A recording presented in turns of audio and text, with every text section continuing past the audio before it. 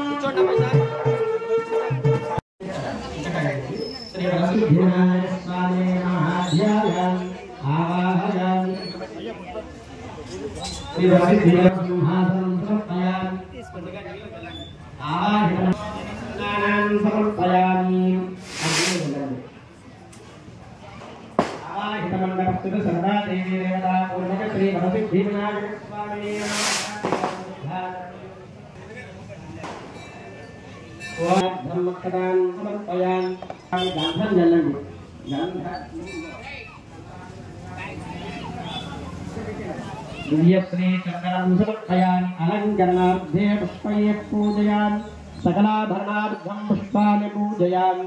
పువ్వులు తీసుకుని పూజ చేస్తూ ఉండండి. ఓం శ్రీం సుముఖాయ నమః, ఓం ఏకదంతాయ నమః,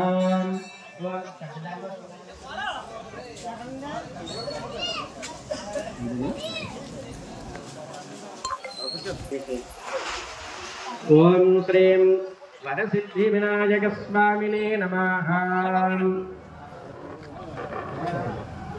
శ్రీ వరసిద్ధాం ఓం సుముఖాయ నమః, ఓం ఏకదంతాయ నమః, ఓం కపిలాయ ఓం సుముఖాయ నమః, ఓం ఏకదంతాయ